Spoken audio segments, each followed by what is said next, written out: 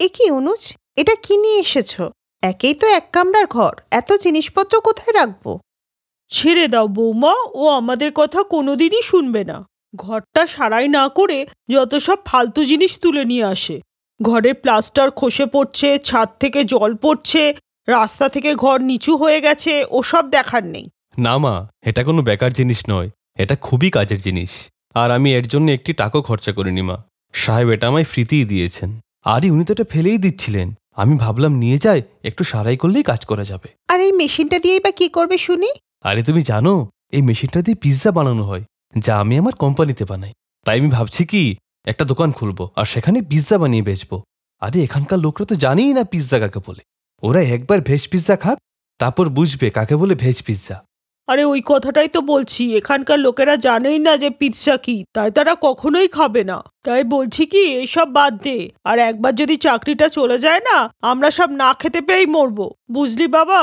আরে মা, আমি কি বলছি এখন খুলবো, কটা দিন পর। তাই তো আমি রূপালীকেও কড়াইয়ে ভেজ পিৎজা বানানো শিখিয়ে দিলাম, যাতে কাল দোকানটা খুললে ও আমাকে সাহায্য করতে পারে। একদিন মাঝরাতে খুব জোরে বৃষ্টি এলে ওদের ছাদ থেকে জল পড়তে থাকে। আরে এ কি, ছাদ থেকে যে জল পড়ছে!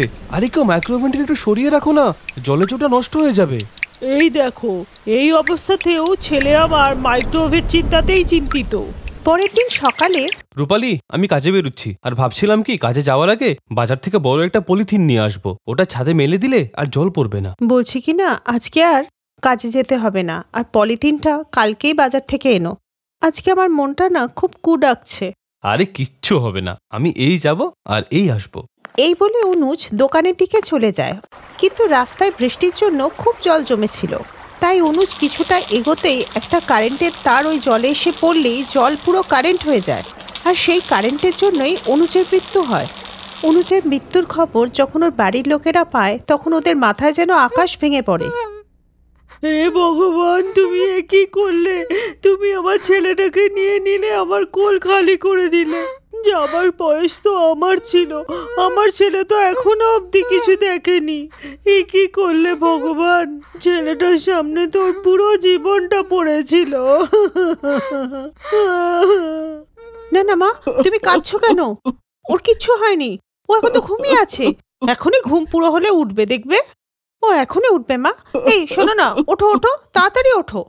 তুমি বলেছিলে না আমরা একসাথে দুজন মিলে অনেক কিছু করব, একসাথে ভেজ পিৎজার দোকান খুলবে বলেছিলে? বৌমা, অনুজ আমাদেরকে ছেড়ে চলে গেছে, ও কোনোদিন আর আমাদের মধ্যে ফিরে আসবে না। তুমি নিজেকে সামলাও বৌমা। এই শুনে রূপালী ফুপিয়ে ফুপিয়ে কাঁদতে থাকে। এইভাবে কিছুদিন কেটে গেলে একদিন যখন রূপালী অনুজের আনা মাইক্রোওয়েভটা নিয়ে দোকানে যেতে লাগলো। রূপালী বৌমা, তুমি এই অবস্থায় এই মেশিনটা নিয়ে কোথায় যাচ্ছ? মা, ও তো আর আমাদের সাথে নেই, তাই আমাদের দুজনকে মিলেই কিছু একটা করতে হবে। আর এমনিতেও অনুজের এটা স্বপ্ন ছিল, তাই আমি এটা পূরণ করবই। ও আমাকে কড়াইয়ে পিৎজা বানানো তো শিখিয়েই ছিল, তাই আমি ভেজ পিৎজা বানিয়ে গ্রামে বিক্রি করব। তাতে আমাদের দুটো পয়সাও হবে আর ওর স্বপ্ন পূরণ হবে। তুমি ঠিক বলেছ বৌমা, এখন যে আমাদের ওর স্বপ্ন পূরণ করতেই হবে। তখনই অনুজের কোম্পানির ম্যানেজার আসেন। মাসিমা, এই টাকাটা আপনি নিন, এটা অনুজের গত মাসের মাইনে, রেখে দিন, আপনাদের কাজে লাগবে। অনেক অনেক ধন্যবাদ বাবা, এই টাকা আমাদের অনেক কাজে লাগবে। ধন্যবাদ বলবেন না মাসিমা, এই টাকাটা অনুজের পরিশ্রমের টাকা। এই বলে ম্যানেজার ওখান থেকে চলে যান। এরপর শাশুড়ি আর বৌমা মিলে মাইক্রোওয়েভ ঠিক করাবার জন্য দোকানে যায়। দোকানে গিয়ে জানতে পারে যে ওটা পুরোপুরি খারাপ হয়ে গেছে আর ওটাকে সারানো যাবে না। এই শুনে ওরা দুজনে খুব চিন্তায় পড়ে যায়, কিন্তু রূপালী তার স্বামীর স্বপ্নকে ব্যর্থ হতে দেবে না, তাই সে কড়াইয়ে পিৎজা বানিয়ে গ্রামে বিক্রি করবে বলে ঠিক করে। এরপর শাশুড়ি আর বৌমা পিৎজা বানানোর সমস্ত উপকরণ কিনে বাড়িতে নিয়ে আসে আর কড়াইয়ে পিৎজা বানিয়ে তৈরি করে ফেলে। তারপর গ্রামে বিক্রি করতে যায়। ওদের আওয়াজ শুনে একজন মহিলা এসে বলল, পিৎজা? এই পিৎজা আবার কি জিনিস গো? আরে দারুণ মজার এই জিনিস পিৎজা। একবার আমরা শহরে গিয়েছিলাম, তখন বাবলুর বাবা খাইয়েছিল। হ্যাঁ হ্যাঁ, আর এখন থেকে তোমাদের কাউকেই আর পিৎজা খেতে শহরে যেতে হবে না, গ্রামেই পেয়ে যাবে টাটকা সবজি দিয়ে বানানো সুস্বাদু পিৎজা। বাহ, তাহলে তো দারুণ হবে। এর দাম কত হবে গো? দাম শুধুমাত্র 50 টাকা। আরে বাহ, তাহলে দাও তো তাড়াতাড়ি, একটা ভেজ পিৎজা খাই, তাড়াতাড়ি দাও, আর আমার জন্যও একটা। ওদের বানানো পিৎজা সবারই খুব ভালো লাগলো। এই শোনো না, আমার বাড়িতে কিছু অতিথি আসবে, তুমি 10টা মতো পিৎজা আমাকে প্যাক করে দাও তো। আমাকে 4টে দিও তো, আজকে রাতে আর রান্না করব না, এটাই খাবো। এরপর সুমিত্রা আর রূপালী বাড়িতে গিয়ে নানা রকমের সবজি দিয়ে পিৎজা বানিয়ে ফেললো। আর কিছুক্ষণ পরে খদ্দেররা বাড়িতে আসে আর যার যার পিৎজা টাকা দিয়ে নিয়ে চলে যায়। পরের দিন রমা একটি ছেলেকে নিয়ে ওদের বাড়িতে আসে। রূপালী, এটা আমার ভাই রোহন, মুম্বাইয়ে থাকে, খুব বড় ইউটিউবার। আর কালকে ও যখন তোমার কড়াইয়ে বানা ভেজ পিৎজা খেলো তখন ওর খুব ভালো লাগলো।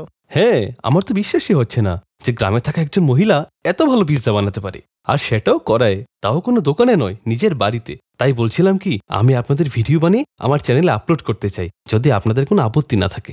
না না, আমাদের কোনো আপত্তি নেই। মাসিমা, আপনি আমাদের এটা বলুন যে আপনি কড়াইয়ের পিৎজা বানানো কোত্থেকে শিখলেন?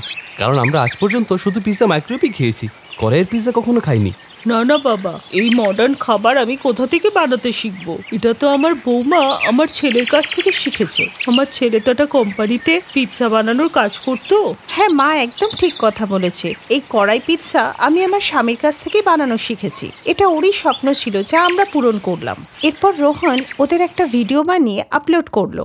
আর এভাবেই শাশুড়ি বৌমার কড়াইয়ে বানানো ভেজ পিৎজা ফেমাস হয়ে গেল, যাতে ওদের আর্থিক অবস্থা ভালো হয়ে যায় আর ওরা একটা বড় পাকা বাড়ি কিনে ফেলে। আর কিছুদিন বাদে ওরা একটা রেস্টুরেন্ট খোলে, যাতে ওরা শুধুমাত্র পিৎজাই বিক্রি করে। আর এখন ওদের রেস্টুরেন্টে অনেক লোকই কাজ করে। এইসব দেখে খুশিতে শাশুড়ি বৌমাকে জড়িয়ে ধরে। মুম্বাইয়ের এক জনবহুল অঞ্চলে মিনা নামের এক গরিব মহিলা ম্যাগি অমলেটের ঠেলা লাগাতো। মিনার ম্যাগি অমলেটের সবাই প্রশংসা করত। বাবা, মশলা বেশি দেব না কম? কাকি, যেমন তুমি বানাও ওরকমই মশলা দাও, একটু ঝাল ঝাল চটপটে মশলা। হ্যাঁ মিনা বোন, তুমি যাই বলো, তোমার হাতের ম্যাগি অমলেট তো খুবই সুস্বাদু হয়। তা কত বছর ধরে তুমি এই কাজ করছো? দাদা, 5 বছরের বেশি হয়ে গেছে। প্রথমে তো ঘরেই খাবার তৈরি করতাম, তারপর স্বামীর শরীর খারাপ হয়ে গেল, এই জন্য দিনে কাজ করাও মুশকিল হয়ে গেল। বাচ্চারাও ছোট ছিল, তাই আমি ঘরে খাবার বানানো ছেড়ে দিলাম। এরপর একদিন বাড়িতে এরকমই ম্যাগি অমলেট বানিয়ে খাওয়ালাম, সবার খুব ভালো লাগলো। তারপর আমি এই কাজ শুরু করে দিলাম। কিভাবে এত বছর হয়ে গেল আজ বুঝতেই পারি না। ব্যাস, এখন যা কামাই তাতে আমাদের দিন চলে যায়। মিনা আন্টি, কষ্টের ফল অবশ্যই পাওয়া যায়। আর তুমি তো পরিবারের জন্য কত পরিশ্রম করছো। দেখবে একদিন তোমার নাম সব জায়গায় ছড়িয়ে পড়বে, তারপর ক্রেতা আরো বেড়ে যাবে ম্যাগি অমলেটের। এক কাজ করছি, আমি তোমার একটা ভিডিও আমার সোশ্যাল মিডিয়ায় ছাড়ছি। আমার নতুন নতুন খাবারের ভিডিও ছাড়বার শখ আছে, আমার পেজও আছে। আমি তোমার কথা লিখবো, 1 সেকেন্ড। মেয়েটার কথা শুনে মিনা খুব খুশি হলো। মেয়েটা মিনার একটা ছোট ভিডিও বানিয়ে নিজের সোশ্যাল মিডিয়া পেজে ছেড়ে দিল। এই দেখো মিনা আন্টি, তোমার ভিডিও। দেখলে, কমেন্টও আসতে শুরু করেছে। আমি এখানের অ্যাড্রেস দিয়ে দিয়েছি, এখন তোমার কাছে লোক ম্যাগি অমলেট খাওয়ার জন্য আসবে। আচ্ছা, আমি আসি। আন্টি, থ্যাংক ইউ, তুমি খুব টেস্টি ম্যাগি অমলেট খাইয়েছো। ঠিক আছে মা, তোমাকেও অনেক অনেক ধন্যবাদ আমার ব্যাপারে এতটা ভাবার জন্য। আবার এসো। অবশ্যই আন্টি, আমি আমার বন্ধুদেরও নিয়ে আসবো। ওই মেয়েটা ওখান থেকে চলে গেল। মিনা আবার নিজের কাজে মন দিল। মিনার ভাসুর প্রকাশ 1 নম্বরের মাতালা ধূর্ত ছিল, কিন্তু যখন থেকে ও মিনার ভালো রোজগার হতে দেখলো, ও মিনাকে হিংসা করতে লাগলো। আর কিছু মাস পরেই ও মিনার মতো ম্যাগি অমলেটের ঠেলা লাগালো, কিন্তু ও মিনার মতো টেস্টি ম্যাগি অমলেট বানাতো না। এই জন্য ও মিনাকে ভীষণ হিংসা করত। ধীরে ধীরে মিনা সোশ্যাল মিডিয়ায় ফেমাস হতে লাগলো, আর ওর রোজগারও বাড়তে লাগলো। ও কিছু পয়সা জমিয়ে স্বামীর চিকিৎসা শুরু করলো। বাচ্চাদেরও পাশে একটা স্কুলে ভর্তি করে দিল, যাতে ওরা পড়তে পারে। ছেলেকে 5ম শ্রেণীতে আর মেয়েকে 6ষ্ঠ শ্রেণীতে ভর্তি করে দিল। এক সন্ধ্যায় যখন মিনা নিজের ঠেলাতে ম্যাগি অমলেট তৈরি করছিল, তখন ক্রেতারাও ওখানে দাঁড়িয়েছিল। স্যুট বুট পরা 2টো লোক ওর পাশে এলো। তোমার নাম কি মিনা? আর এই ঠেলা তুমি চালাও? হ্যাঁ, আমার নামই মিনা, আমি এই ঠেলা চালাই। কিন্তু আপনি কে? দেখুন, আমরা ফুড ইন্সপেক্টর, আপনার ঠেলার নিরীক্ষণের জন্য এসেছি। আমরা খবর পেয়েছিলাম আপনি আনহাইজেনিক খাবার বিক্রি করেন, যেটা মানুষের শরীরের জন্য ক্ষতিকারক। আমাদের বলা হয়েছিল যে তুমি তোমার ঠেলা ঠিকমতো পরিষ্কার করে রাখো না, এই কারণেই তোমার ঠেলায় তৈরি হওয়া জিনিস আমরা পরীক্ষা করব। আপনাকে কেউ আমার ব্যাপারে ভুল খবর দিয়েছে। আপনি আমার ঠেলায় তল্লাশি করতে পারেন। আপনি ধীরে সুস্থে দেখুন, আমার ঠেলায় আপনি কোনো নোংরা দেখতে পাবেন না। এই তো ক্রেতারা, ওদের জিজ্ঞাসা করুন। আমাদের কাউকেই জিজ্ঞেস করার দরকার নেই। আমরা যা অর্ডার পেয়েছি আমরা ওর উপরেই কাজ করছি। সরো, আমাদের চেক করতে দাও। এই দেখো, এটা কি? পুরনো ডিম, পুরনো ম্যাগি, সব কিছু একদম বেকার। সরাও এখান থেকে এই ঠেলা। এবার তুমি তোমার ঠেলা তখনই বসাতে পারবে যখন তোমার বিরুদ্ধে কোনো প্রমাণ থাকবে না। এখন যাও এখান থেকে। আরে সাহেব, এসব তো পরিষ্কারই। আপনি আমার জিনিস নষ্ট কেন করছেন? এটা ঠিক নয়। ক্রেতারাও এসব দেখে ঘাবড়ে গেল, কিন্তু কারোর সাহস ছিল না মিনাকে সাহায্য করার মতো। মিনার পুরো ঠেলা ভেঙে দিয়ে ওই দুই ফুড ইন্সপেক্টর ওখান থেকে চলে গেল। মিনা ঠেলা লাগাতে পারছিল না, হয়তো কেউ আসবে এই ভেবে ও দু একদিন ওখানেই বসেছিল। যখন মিনার ঠেলা বন্ধ হয়ে গেল তখন ক্রেতাদের ভিড় প্রকাশের ঠেলায় হতে লাগলো। ভালো মজা দেখিয়েছে এই মিনাকে। এবার দেখবো যে ঠেলা কি করে লাগায়। হ্যাঁ, মিনার ভাসুর তো খুব খুশি হলো, কারণ এই সব কীর্তি ওরই ছিল। আর ঠিক তখনই ওই মেয়েটা যে মিনার ভিডিও সোশ্যাল মিডিয়ায় ছেড়েছিল সে বন্ধুদের সাথে ওখানে পৌঁছলো। কিন্তু মিনার এই হাল দেখে ও খুব কষ্ট পেল। আন্টি, তুমি ওদের কোনো কার্ড দেখেছো যে ওই ফুড ইন্সপেক্টর কোথা থেকে এসেছে? নাম তো থাকবেই, যাতে আমরা ওর ব্যাপারে খোঁজ নিতে পারি। জানি না মা, আমরা গরিব, এসব কি করে জানবো? সরকারি লোক ছিল। ওদের সামনে কারোর সাহস হলো না। সহেলি, টেনশন নিস না, আমার বাবার বন্ধুও তো ফুড ইন্সপেক্টর, উনি এই ব্যাপারে নিশ্চয়ই জানবেন। হতে পারে উনিই আমাদের কিছু হেল্প করতে পারেন। ঠিক আছে সবিতা, তুমি একবার বাবাকে ফোন করো, এই অসহায় আন্টির হেল্প হবে। সবিতা নামের ওই মেয়েটি নিজের বাবাকে ফোন করলো, কিন্তু সত্যি তো কিছু অন্যই ছিল। সহেলি, মিনা আন্টির সাথে ধোঁকা হয়েছে। এমন কোনো ফুড ইন্সপেক্টর নেই যিনি ওনার ঠেলাটাকে সরিয়েছেন। নিশ্চয়ই এটা কারুর চাল। এই অসহায় আন্টিকে কেউ ধোঁকা দিয়েছে। কি? ও ফুড ইন্সপেক্টর নয়তো কে ছিল? আন্টি, সবিতার বাবা কথা বলছে, জানা যাবে। কিন্তু তোমার কি কারোর উপর সন্দেহ হয় যে তোমাকে ঠকাতে পারে? আমি সব বুঝে গেছি মা। ওই যে সামনে ঠেলাটা দেখছো, ওটা আমার ভাসুর প্রকাশের ঠেলা। ও আমায় অপছন্দ করে। আমার তো মনে হচ্ছে এসব ওরই চাল। ও এই ব্যাপারে একবারও আমায় জিজ্ঞাসা করতে আসেনি। টেনশন করো না আন্টি, ও নিজেই নিজে সত্যিটা বলবে। আমি যেমনটা বলছি তুমি তাই করো। মিনা ওর ভাসুরের নামে পুলিশে রিপোর্ট করলো। পুলিশের ভয় ওর ভাসুরও সব সত্যি বলে দিল। ওই দুজন লোক পুলিশের হাতে ধরা পড়ল।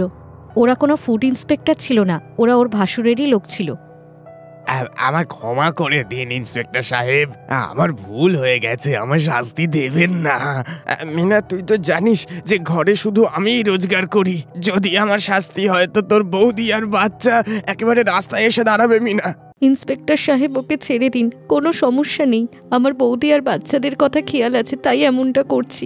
ঠিক আছে, আপনার কথায় আমি ওকে ছেড়ে দিচ্ছি। আর খেয়াল থেকে যেন আজকের পর যদি তুমি ওকে বিরক্ত করার চেষ্টা করো না তো সোজা জেলে পৌঁছবে ভাই।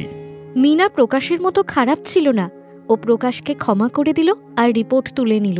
কিন্তু পুলিশ ওই এলাকায় প্রকাশকে ম্যাগি অমলেটের ঠেলা লাগাতে বারণ করে দিল। আর মিনার ঠেলা এবং জিনিসপত্র লোকসানের জন্য প্রকাশকে জরিমানাও করা হলো। তারপর থেকে প্রকাশ আর মিনাকে বিরক্ত করত না। মিনাও আবার পুরো দমে নিজের কাজে লেগে পড়ল। মিনার স্বামীর শরীরও ঠিক হয়ে গেল। ও মিনার সাথেই কাজ করত। ওই মেয়েগুলোও মিনাকে খুব সাহায্য করেছিল, তাই মিনাও ওদের ধন্যবাদ জানালো। Thanks for watching.